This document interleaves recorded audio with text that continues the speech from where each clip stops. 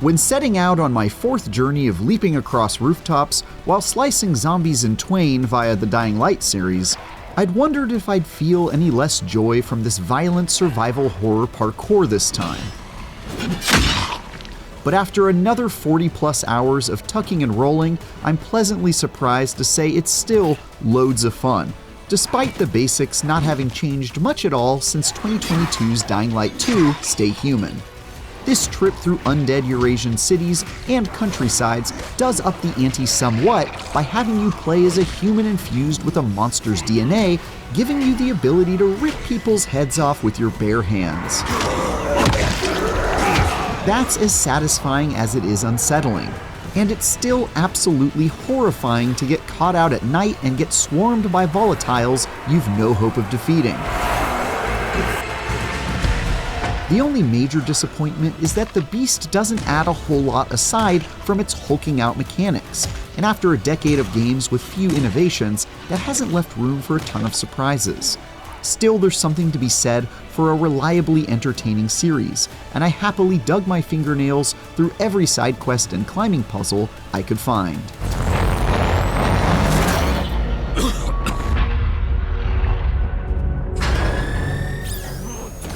This sequel continues the story of the first game's protagonist, Kyle Crane, who, through a series of quite gruesome events, has been transformed into a half-man, half-beast monstrosity, capable of leaping 50 feet in the air and screaming so loud it makes the undead take psychic damage. So, still very weird. There's not much more than that to the paper-thin plot, which has you squaring off against the world's most generic Bond villain and mad scientist on a revenge quest that goes down exactly like you think it does. I'm gonna kill you. Not in this lifetime. But it's at least a good enough excuse to hunt down bosses and engage with the side quests that are usually better written and sometimes downright silly. Is that why they call you the sheriff? That and the fact that I kick butt. Plus, even though the story is about as minimum effort as it gets, the characters you meet and befriend along the way are at least memorable enough that I didn't feel like skipping the lengthy conversations where you get to know them. Oh, shit. Sorry, Sheriff. I let you down. You didn't know such thing. As you sprint toward your final confrontation, which took my completionist self about 40 hours, but could pretty easily be done in under 20, you power yourself up by hunting dangerous, genetically modified zombies with superpowers, called chimeras.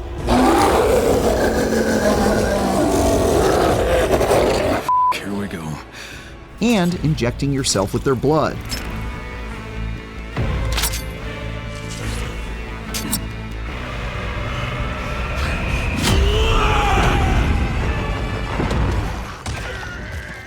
This is where the main new mechanics of the beast comes into play, like the ability to shoulder charge through a crowd of zombies without breaking a sweat,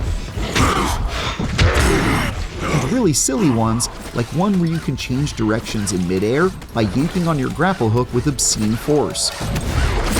It's Spider-Man! Turning yourself into a hook-like abomination in the pursuit of revenge makes for a neat twist to an already awesome framework. And being able to throw down your machete and punch 20 zombies to death in the span of 10 seconds is quite satisfying. That said, even this is a fairly small tweak to the established Dying Light blueprint, as you only get to go full werewolf every so often after you've charged up your rage meter from taking and dealing damage. For the rest of the time, you're still swinging lead pipes and running away from volatiles per usual. So if you've played a Dying Light game before, the vast majority of your playtime will feel quite familiar. That's by no means a bad thing, since it's a reminder of some good times, but it does seem like a bit of a run-jump-slide down memory lane.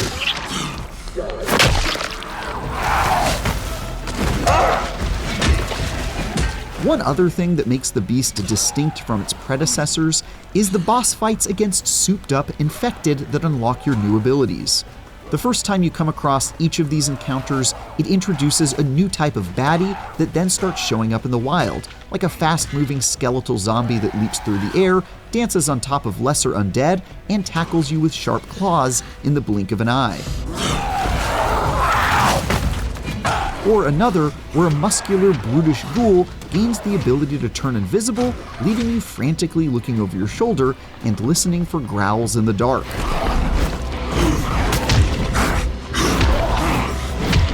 They're cool the first time, but by the end of the campaign, it feels a bit like they ran out of steam because they start rolling out variations of the same bosses you fought prior, like a muscular, brutish zombie who's only differentiated by his gas mask and weakness to poison. Still, they're always at least entertaining highlights along the way. I mean, who doesn't love a boss fight?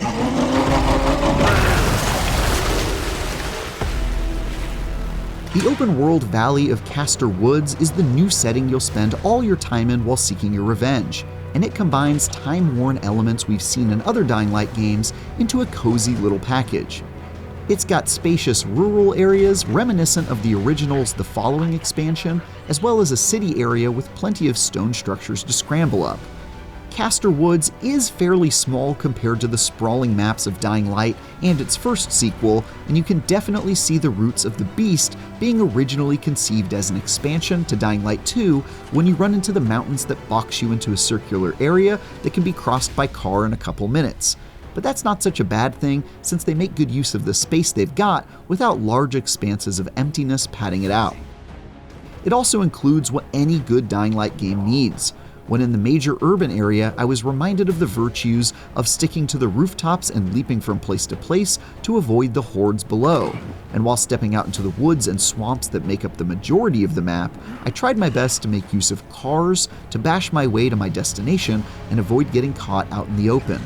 Like a lot of the Beast, everything about Castor Woods is perfectly acceptable while also not doing a whole lot to stand out.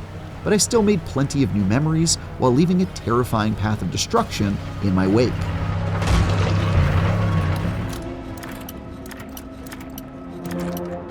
Finally, I do have to hand it to Techland for making the Beast the most technically sound Dying Light game yet. I was able to get through without major or consistent bugs along the way. I played on my high-end PC, so likely got just about the best experience one could hope for, but it's notable that aside from one crash and a bit of pop-in here and there, it was a pretty smooth ride throughout. And that's with me mostly having played before the Day 1 patch too. There were a few annoying moments where I got stuck in a vent due to some buggy geometry and couldn't progress through the area until I'd jiggle my character around for a couple of minutes, and a few times where my character got stuck in the environment at the worst possible time and jeopardized my mission. But these were rare enough situations that they didn't make me want to hulk out and throw things at the screen.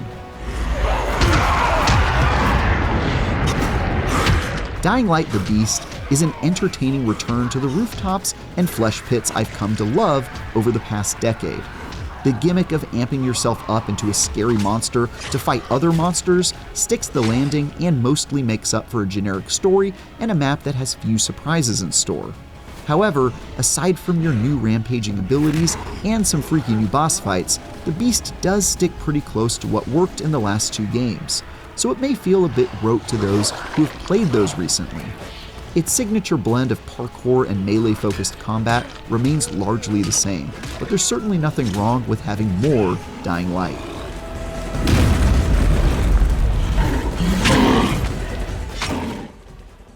Executive Reviews editor Tom Marks here with Travis Northup to talk about his review of Dying Light the Beast. Travis reviewed Dying Light 2 Stay Human. You gave that a 7 a few years ago. You also have reviewed other in the same realm-ish games like Dead Island 2, more recently Borderlands 4, obviously a different type of game, but you know, in that realm of shooty stuff, a big shooty boy in general. But let's talk about this series first, and Travis, tell me about like why you wanted to review Dying Light the Beast after reviewing Dying Light 2, you know, what's your history with the series, that sort of stuff. Yeah, I remember the original Dying Light must have come out over a decade ago. That was like my sleeper hit game that year. Like, I was not expecting to fall in love with it as much as I did, but turns out the combination of first person action and doing parkour across buildings and zombies and all that was just like exactly what the doctor ordered. And so I've just been a big fan of the series ever since. I played a bunch of Dying Light 2, and I feel like I must have spent over 100 hours in that game easily, and then it's one of those games that kind of just disappears from your life as soon as you're done with it. And so opportunity to review Dying Light the Beast, I was like, yep, more of that, please. So yeah, I was very happy to jump on this opportunity. And it's just a cool idea, man. Doing parkour in zombie world, that's my jam. So that's the big differentiator for you in the series, is sort of the movement aspect of it alongside everything else. Yeah, it sort of has like a weird the floor is lava dynamic to it where like you can't really, I mean, you can run on the ground, but you're going to be in combat constantly. And so it's sort of about, and what's funny is when I started playing this game, The Beast, I forgot all of that. Every time I stop playing this game, I forget that you're not supposed to run on the ground. So I was running on the ground and just getting bit by zombies constantly. And I was like, that's right. I have to stay on buildings. I have to like keep moving constantly. And you described it as a shooter, which is funny because I almost never shoot in these games. I just grab like a pipe and I'll stealth, or I'll knock things around with a big flaming hammer or whatever. It can get quite goofy later on, especially this one, since you are a beast, as the game implies. So it's a weird game.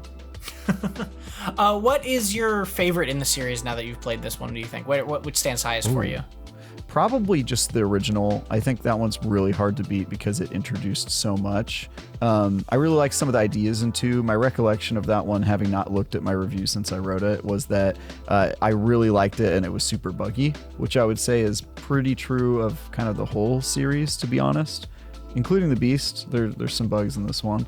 But I don't know. I like each of them. Like, I love the environments in 2 because you're jumping off cross skyscrapers and it just feels like a lot more like dense and urban jungly. I like the first one because it introduced a ton, and I like this one because you get cool beast powers. You get to run around and be a monster. Who doesn't want to do that? Okay, let's talk about one of my least favorite words in video games, which is expandalone. This is the basically marketing word that got created to explain like an expansion sort of thing that ended up being sold or being a standalone game. And it's sort of in that in-between space where it's its own thing. You know, Dishonored 2 had one kind of like this, right? Like a lot of games have had expandalones over the years, even though I shrivel at the word. Is that what this feels like to you? Is that the realm we're living in here? And then beyond that, kind of what do you think about that? Would you prefer this just be an expansion? Does it work better as a standalone? All that sort of stuff. Yeah, it's very interesting because if I recall, this was originally supposed to be an expansion of some kind, and then it sort of broke off into its own thing. I'm generally not opposed to an expansion being a standalone game. I think sometimes that can work better depending on how annoying it is to like lose all your progress and not carry that with you, right? Like nobody would want to play Witcher 3 Blood and Wine on a standalone game without all their cool equipment. So that would not work, even though that expansion has enough content to maybe be kind of its own game. Yeah, to be clear, my distaste is not of the concept, it's just the word. Name. Yeah, the word. Yeah, I get it. Yeah, so I do think this one feels like I had forgotten that it was supposed to be its own expansion, and then as I was playing it, I was like, this kind of feels like it was supposed to be DLC, and then I remembered that was a thing that happened, and so it's weird because it feels like a smaller, like they had an idea. They were like, hey, Dying Light, but this time you get beast powers and you kind of go on like a series of bounty hunts where you're hunting down monsters and taking their powers like you're Kirby. That's a cool idea, but it is also like a really, really small twist to the existing formula. Like everything else is pretty much identical. It does feel a little bit like an expansion, which I would say is less exciting than a full game, but also Dying Light 2 took a really long time to make, and this is coming out pretty hot on its heels. So, you know, you get more content. I'm down. So I guess as a standalone thing, would you recommend this game to somebody as like an entry point? Do you think somebody could, if they've never played any other Dying Lights, would they just jump into this and have fun with it? Oh, definitely. The one part that is not going to make any sense to you is the story so far, because it doesn't make sense to me, and I played all of Dying Light. So for those who don't know, I actually have a Dying Light recap that's live on IGN right now, so you can watch the story so far with my VO. But you play the same character in Dying Light 1 who like canonically in one ending gets nuked and then the other ending gets turned into a monster. And so the fact that there's a sequel to that story at all, I was like, wait, how are they going to do a follow-up to that? They barely explain it. They're like, well, they choose one of those endings as canon, but they skip 13 years and they're like, you're on a revenge quest, and that's basically the whole story. So like you will be as lost as like I was going into this game, having played all of them and followed the story and written a recap for IGN, was still sort of lost. So no, I think with this one they just went for, we're not going to worry about that, we're just going to make a fun game with like a character you could recognize who's at this point reached legendary status in the world of Dying Light, and they kind of just hand wave the details, which is fine. Fair enough. Well, thank you very much for talking with us a little bit more about that and your tastes around it. If you want another review from Travis and another conversation about that review, I mentioned at the top Borderlands 4. Travis just reviewed that, and we talk about it after that video review. If you want a review from me, I just reviewed Hollow Knight Silksong, so that's a very different kind of game, but you can check that out as well. There's a beast crest in it. I guess that's a connection that I can make for this segue. Silksong the Beast. Yeah, exactly. And for all other things in tenuous gaming segues, stick with IGN.